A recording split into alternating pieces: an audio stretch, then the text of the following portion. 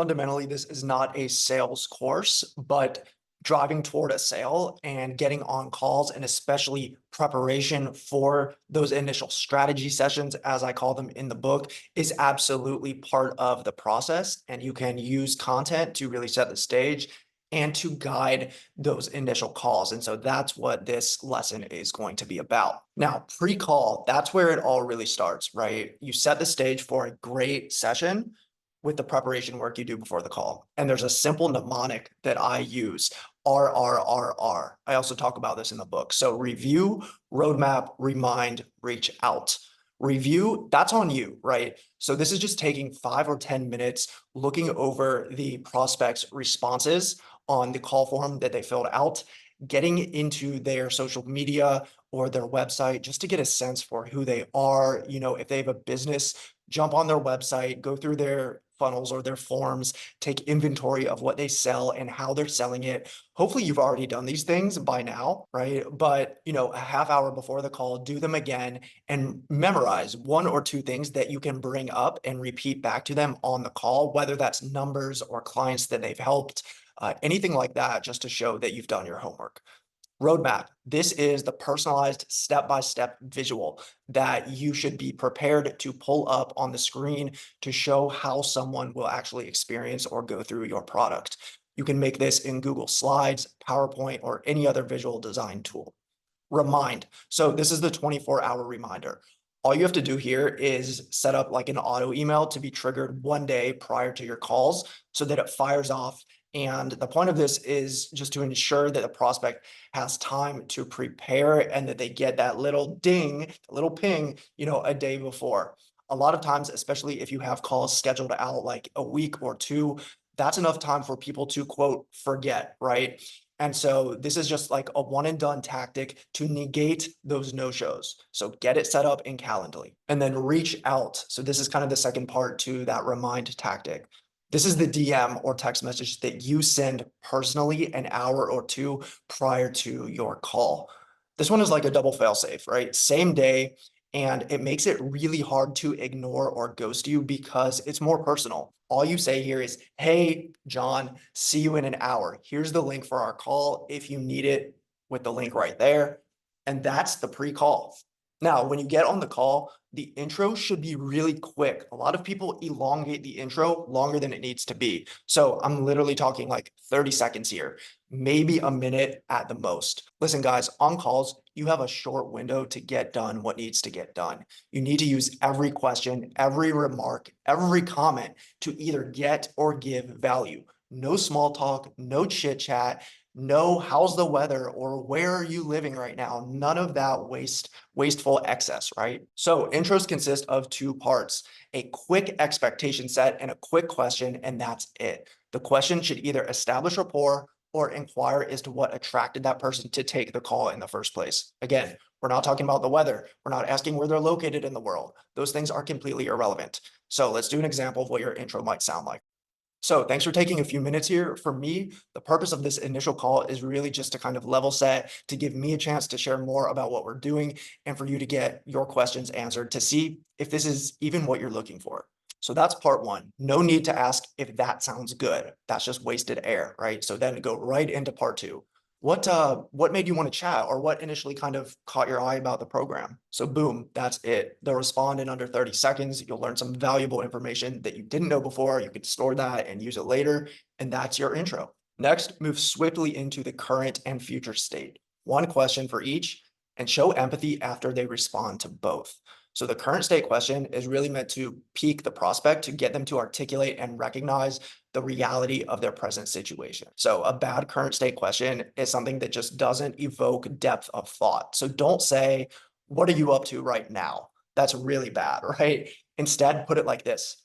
So look, I saw a little bit on your website and Instagram about what you're doing. You've got Project X going on. I saw that. If you're open to it, walk me through how that's working as of now and what your main challenges are in getting to the next level at the moment. So that works because it's thought-provoking, it's emotional, and it's more drawn out, which really triggers the prospect to think and to respond in kind with something meaningful, something that you could never get on that intake call, which is why we don't want to use thought-provoking questions on our intake forms, which is a little bit paradoxical given what the majority of marketers think, right? We want to save those types of questions for this point in our strategy calls. Whatever they say to that question, remain neutral, acknowledge it, but don't judge it.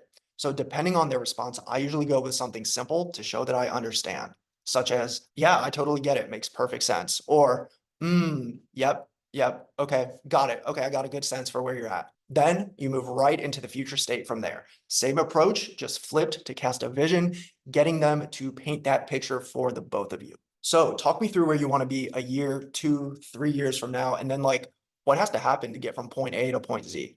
So they respond, you nod as they do.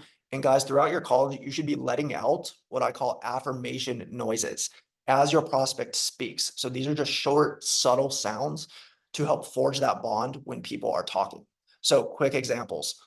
Yep, okay, ah, right? These are like mini connectors. They acknowledge that you understand what your counterpart is saying, and they show that you're listening too. They might sound a little bit awkward when you first start to do them, but practice them and use them often, okay? So they share the vision, you acknowledge it, got it, beautiful, makes perfect sense. Then you transition right into the presentation. Okay, that's really helpful for me. I've got a good handle on where you're at. Let me give you the quick rundown on us so that you can see if this is something that seems like it could help or add value or get you to where you're trying to go. Then we'll go from there. Cool? They'll say, yeah, or yep, sounds good. Or they might ask a question at this point, or they might ask for the price before you go into the presentation. Aside from the price question, any other question that comes up, answer it on the spot directly and concisely right there. Don't say something like, I'll get to that here in a moment. Just answer it right then and there, then move into the quick 2-minute presentation. If they ask the price question prior to even going through the presentation or just pulling up the roadmap, it's not really a sales pitch for this first call. The way that you want to handle that is just to say that the way you structure your offers uses dynamic pricing based on specific client needs.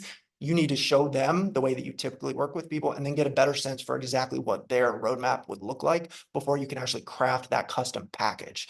And so that's the way you want to handle that question if it comes up at this point. Okay, so the presentation is the roadmap.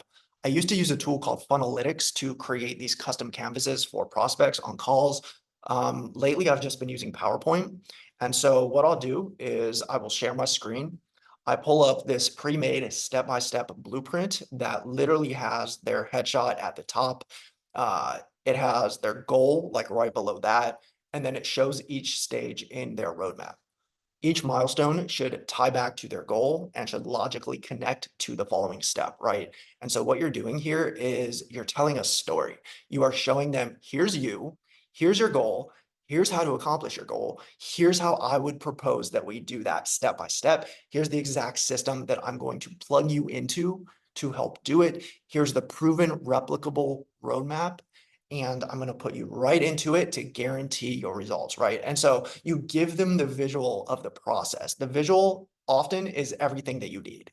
You don't need to run through every step in detail on this call. Again, this is more of a strategy session than a sales call. Just mention them and show that you have an intricate system prepared and ready to go. All right, so when you pull that up, say something like this. So as soon as you sign up, we'll get you an account, login details, you'll be enrolled in onboarding. We have a whole cadence training, a whole portal for all of that. Usually takes less than a day. Then I'm going to start you off in stage X based on where you're at. That'll be a seasoning period, usually lasts about 10 weeks or 5 weeks, whatever it is for you. You'll get through that and on to stage X, then onward as you can see here. And I'll send you this as soon as we get off the phone here. But yeah, this is just sort of to show you how it would work if you decided to get going today based on what you shared with me. What do you think? And then you wait. And one of 3 things will happen. Either they'll ask a clarifying question on any given point, which you'll answer.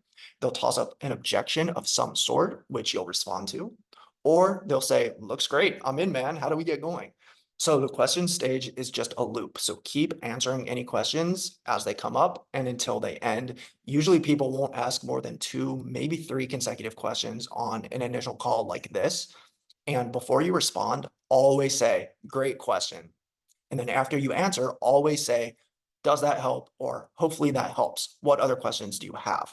Now, questions are not objections, they're questions. So expect them. They will come up. They should come up. It would be weird if somebody didn't have questions. Frankly, that's a red flag. So if they say, or when they say no other questions, I don't think, say great. So where would you like to go from here? Then you either get to those so-called objections, which I actually dislike as a word. I call them concerns or hangups or just reasons to not invest right now. Or this is where the price question will come up. So I'm not going to cover objections in this video here because there's just too many, but I've attached a download with all the most common objections and how to respond to them. So keep that below if you would like a little crib sheet with those top objections. Okay, so after going through those, assuming you get to the price point and there's no deal breakers that come up, you will be asked how much it costs. Assuming prices have been hidden as well, meaning that they're not on your website or disclosed elsewhere, you just say it quick, say it strong, and without hesitation. To get enrolled, it's $7,000. There's a $2,500 down payment or initiation fee. And then most of our clients choose to pay the rest on a monthly 6-month pay plan. And then you wait for as long as it takes for them to respond, right? From here, you're either gonna close the deal if it's a done deal for them.